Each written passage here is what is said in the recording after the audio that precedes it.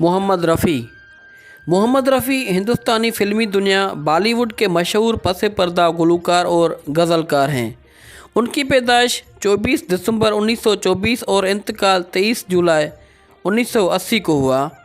दोस्तों, मोहम्मद रफ़ी अमृतसर के एक गांव कोटला सुल्तान सिंह में पैदा हुए। बताया जाता है कि उनके बचपन के दिनों में एक फ़कीर उनकी गली में आता था जो बुलंद आवाज़ में गीत गाता था। रफ़ी को उसे गुनगुनाता देखकर उनके बड़े भाई ने उस्ताद वहीद खान की सरपरस्ती में उन्हें मौसीकी की तालीम दिलवाई। मोहम्मद रफ़ी ने लाहौर रेडियो पर पंजाबी नगमों से अपने सफ़र की इब्तिदा की।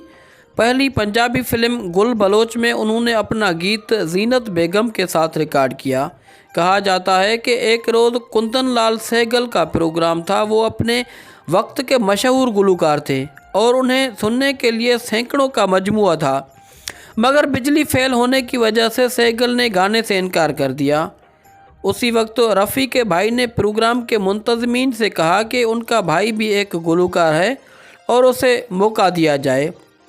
मजमुए की नाराज़गी को देखते हुए मुंतज़मीन ने रफ़ी को गाने का मौका दिया। 13 साल की उम्र में उन्होंने स्टेज पर गीत गाया। उसी प्रोग्राम में मौसीकार श्याम सुंदर मौजूद थे। उन्होंने एक जौहरी की तरह रफ़ी को परख लिया और उन्हें मुंबई आने की दावत दी। बस यहीं से रफ़ी का गुलकारी का यादगार सफ़र शुरू हुआ। तक़सीम हिंद से कबल उन्होंने कई फिल्मों में नगमे गाए। फिल्म जुगनू में मलका तरनम नूरजहान के साथ उनका गाया ये गीत यहाँ बदला वफ़ा का बेवफ़ाई के सिवा क्या है, उनके हज़ारा यादगार नगमों में से एक है। रफ़ी की ज़िंदगी में सबसे बड़ा मोड़ उस वक्त आया जब मौसीकार आज़म नौशाद ने उन्हें गाने का मौका दिया।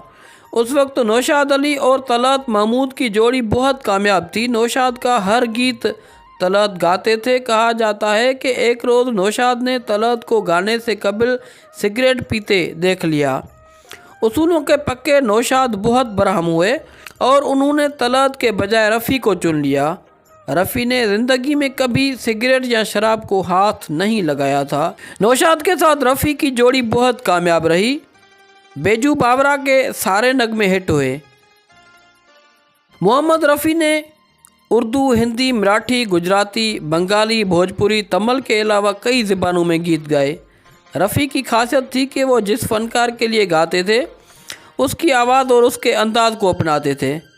फ़िल्म प्यासा में जानी वाकर के लिए उन्होंने तेल मालिश का जो गीत गाया उसे सुनकर लगता है कि सामने जानी वाकर ही गा रहे हैं और उसका एतराफ़ खुद जानी वाकर ने भी किया था।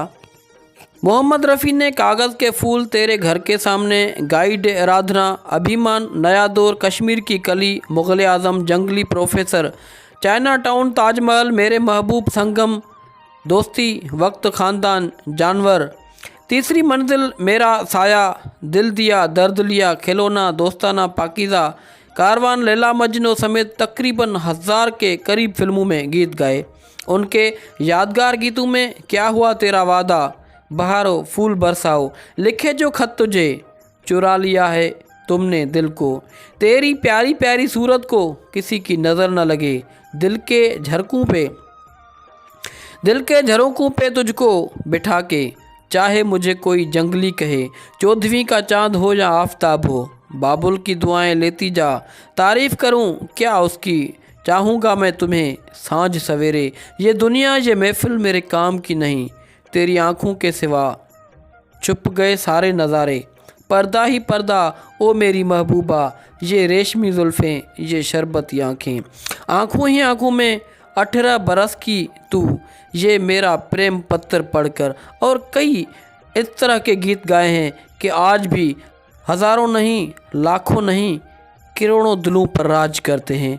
रफ़ी को उनके गीतों पर 6 फिल्म फेयर अवार्ड मिल चुके हैं। हुकूमत ने उन्हें पद्माश्री के अवार्ड से भी नवाजा। 36,000 से ज़्यादा नगमे गाए और वो सारे गीत आज भी करोड़ों लोगों की ज़ुबान पर हैं।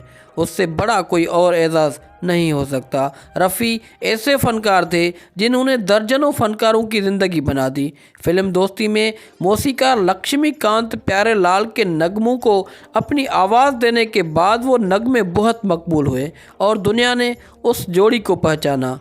तुम मुझे यूं भुला न पाओगे, जब कभी भी सुनोगे गीत मेरे, संग संग तुम भी गुनगुनाओगे। हाँ, वाकई रफ़ी जैसे लाफानी गुलूकार को भुलाना किसी के बस की बात नहीं है, और बरसों गुजरने के बाद अब यह साबित हो गया है कि उन जैसा फ़नकार भारतीय फ़िल्म इंडस्ट्री को नहीं मिल सकता। दोस्तों, इस तरह की मज़ीद वीडियोज़ के लिए हमारे YouTube चैनल को ज़रूर सब्सक्राइब करें।